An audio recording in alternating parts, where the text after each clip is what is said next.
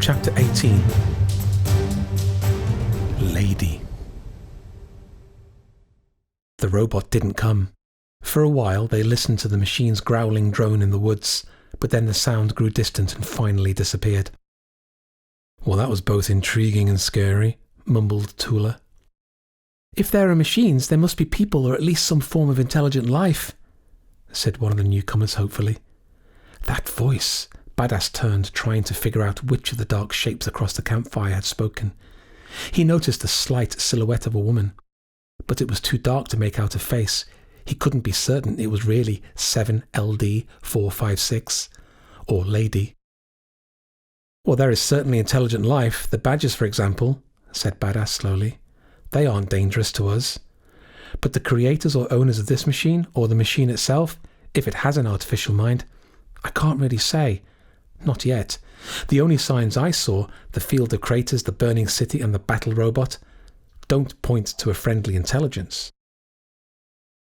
He got up and went around the fire, acting casually, to stir the coals and peek at the familiar-looking woman.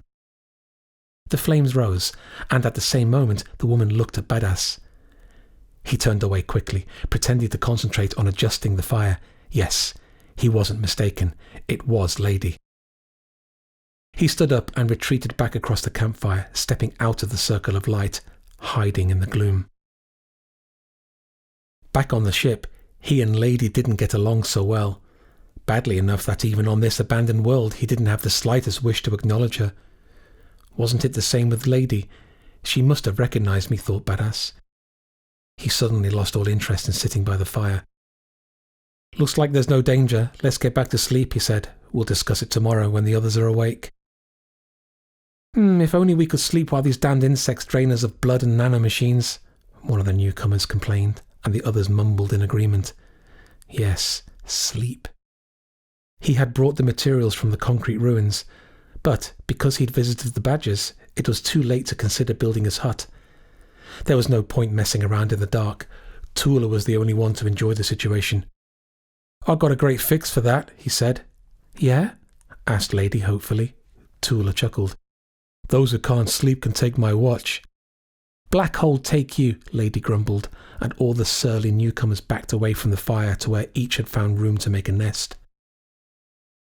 Badass's eyes followed the small, slight shadow. He saw Leidi settle into a small space between Nice's and Badger Bart's huts, covering herself with a piece of the parachute's smart fabric. "I have another idea," he said to Tula, who was still smirking over his own joke. "I'll sleep in your hut. You're standing watch anyway." Tula's smile vanished immediately without the slightest trace. "Now hold on. No, that won't do. Someone will relieve me soon and I'll want to sleep then," he protested. "No problem.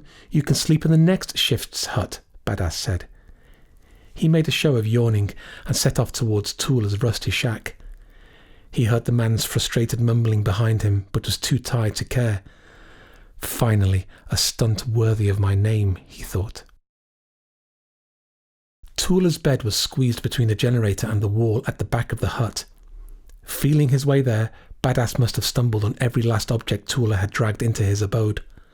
The man was like some kind of janitorial robot, dragging all the trash he found into a heap in his room, he thought. Why did he need all this garbage, just to throw it out again? After several painful bumps, Badass's hand finally touched the bed's furry cover, and he froze. He remembered exactly that they were badger skins, the skins of living creatures, intelligent creatures. Would he really curl up beneath them? Badass withdrew and kneeled in the darkness next to the bed. What if these skins were oilskin or noisome? While Badass lingered, the chill night air crept closer. Far away from the fire, he was soon shaking with cold. "I think I can do it," he thought. Anyway, those could have been some kind of unintelligent badgers. He climbed hesitantly between the furs. They were warm and soft. "Like I'm cuddling up to friends," Badass mused, shuddering at the thought. But he pushed all these concerns behind a wall of fatigue. The warmth spread slowly over his whole body, and he stretched, feeling comfy. But before he could fall asleep, the door opened a crack and a small dark shadow slipped in. "Hey, Tula, your watch isn't over yet," Badass mumbled. He wasn't about to be driven out of this warm nest. "It's me, Leidi," whispered a quiet voice, and Badass started, opening his eyes. Gone were the drowsiness and the tiredness. "I wanted to say hi," Leidi continued. "Well, hi there," grunted Badass. "I recognised you before, but..." She fell silent. "I wanted to say I'm glad you made it down alive." Badass didn't speak. He was also happy Leidi was alive, but he had had some more to say. Too much for one conversation, so he settled for the minimum.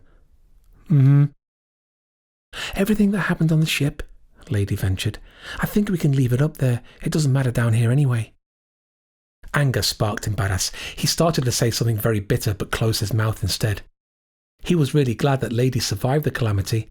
That happiness was bigger than anything that had happened between them in the genetics lab. But that stuff was still between them, so Badass settled for the minimum again. "So are we friends again?" The silence felt heavy and oppressive in the small shack, but Badass couldn't break nor relieve it, even though he wanted to. "Yes, we're friends, but leave me alone right now," he thought. "BD?" "I guess that will have to do for now," Leidi said and slipped back out. "Wait!" Badass wanted to shout after her. He wanted to give Leidi a badger skin, tell her there was enough room for a wisp like her on the other side of the generator, that she didn't have to sleep outside with the insects. But the door slid shut and Badass balled up his fists. He was mad at himself for staying silent, mad at Leidi for coming to make peace, mad because he wanted to make peace, but was an idiot who couldn't speak his mind. He knew he was being unfair to Leidi, and that angered him even more. Sleep had fled. Badass stared into darkness for a long time, cursing himself, Leidi, and the fate that had thrown them both down onto this pointless planet.